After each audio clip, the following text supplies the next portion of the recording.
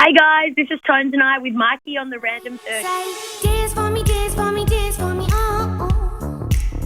I never seen anybody do the things you do before. Tones, how are you?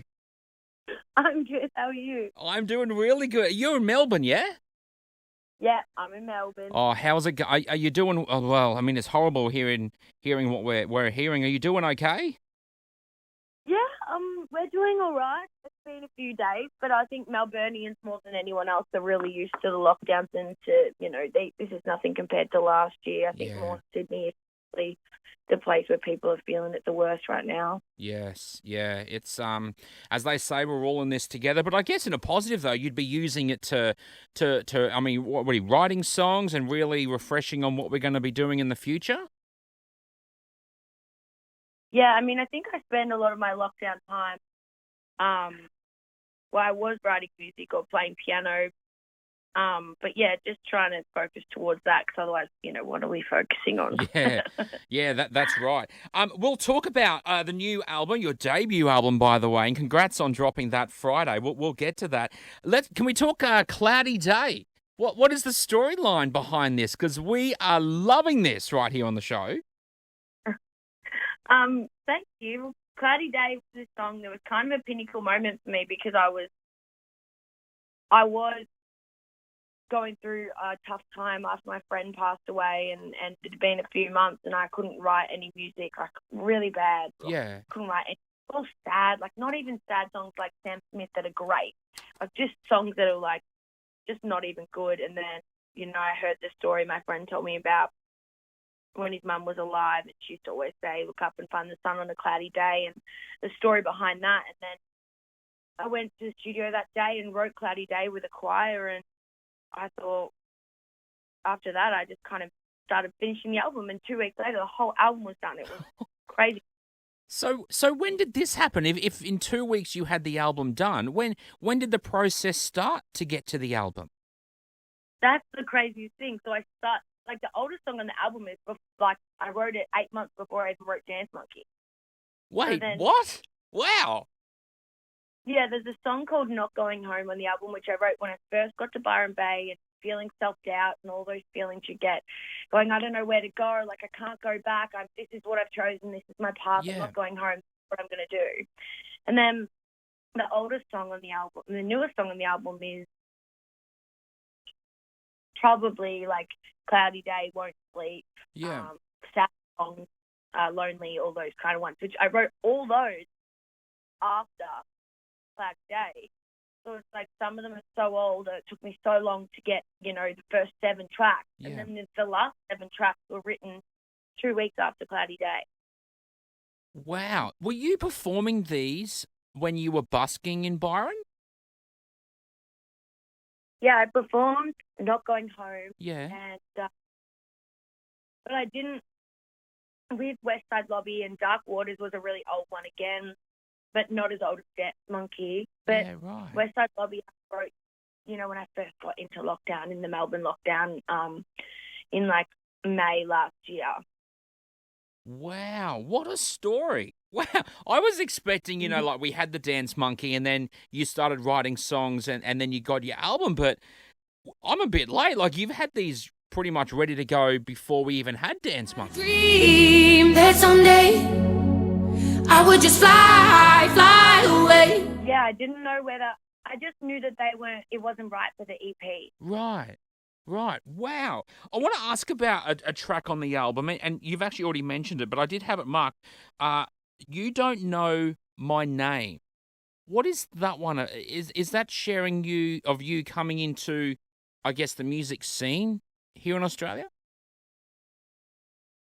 No, that song is actually about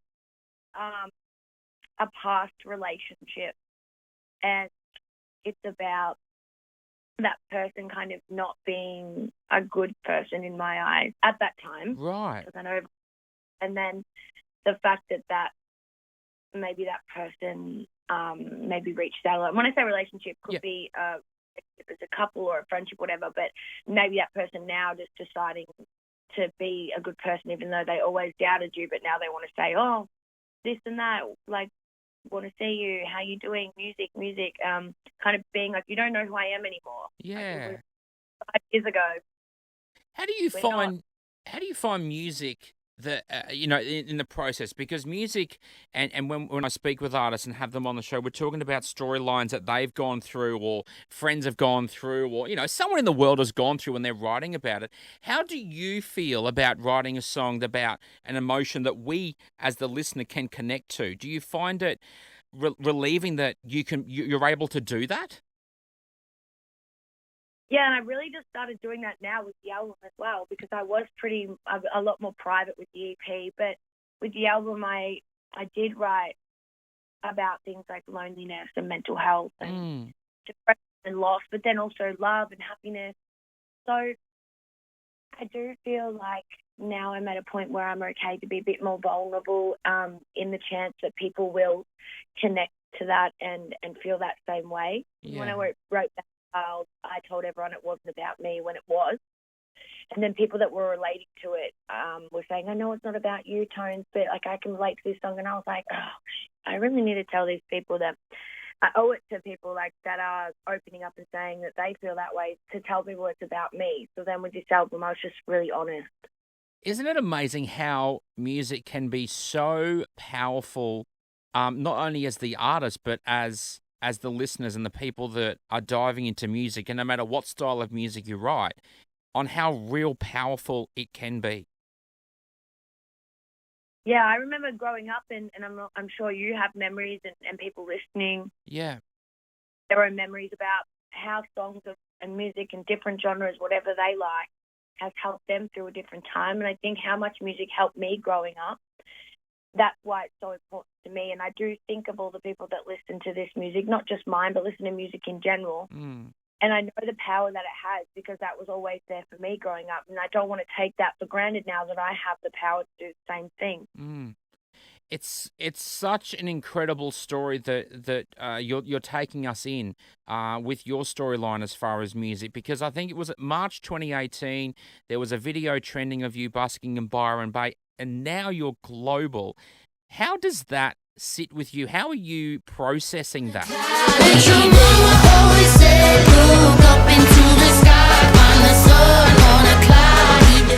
Yeah, I mean, I've seen that video a lot of times. Yeah. So it's really surprising. I know the exact video as well. Yeah. I don't even know.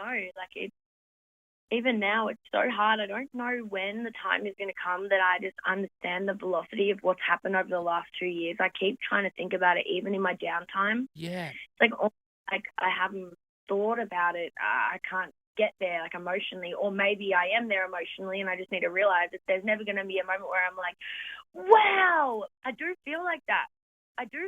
But it comes in a different way. It comes in a way where I don't know how to explain it. There's no words I could say to explain the way that this last 2 years have gone. Yeah. It's been like so amazing to watch you grow, going from the busking and people, like, I've heard, and since I've been doing radio, I've heard people who go, why would you want to busk? And you hear that all the time, but if you keep that passion there, no matter whether you're busking or whether you're in your bedroom at home and you're writing or singing, whatever, if you keep that passion alive, you never know what can happen. And you're a true example of that. You just hold on, and now look at you, 3 years later, you're global. Yeah, I know. And I would just say this to any artist. If anyone ever says to you, why would you want to bust? Shut your eyes and think about you on the street with a big crowd around you, singing back to you, following you on your musical journey, your Instagram, whatever you've got up there, supporting you financially. And if that is not something that excites you, don't bust. But if it is something that excites you, and then someone says, why would you want to busk? It's because, yeah, it sounds tough. and everything's hard and everything's scary, everything about life, but any part of triumph or doing something that makes you feel like, holy shit, I did that, there comes an abundance of fear, and people are always going to tell you you can't do it, or some people will tell you can because they've got to, because they're your friends, but they don't know if it's true. They're just saying that. You have to do it anyway. If there's anything you want to do, it's always going to be hard. You are spot on right there, and true inspirational to anyone who's trying to busk and trying to make it, as we stand right now. Like, that is absolutely epic. Tones and I, your new album is out right now. Came out Friday. We are loving Cloudy Day. Woo! Thank you so much for hanging out with us. Thanks for hanging out with me. It's great. We are loving the new album. This is so cool. Absolutely cool. Thank you. I'm glad you like it. It's very cool. And you should be so proud of your career, honestly. We here and when we're putting random together and stuff, and we have something new from you, we always talk about you. It's just, you're an absolute true inspiration to Australian artists, that's for sure. Oh, wow. Thank you so much. That's really nice.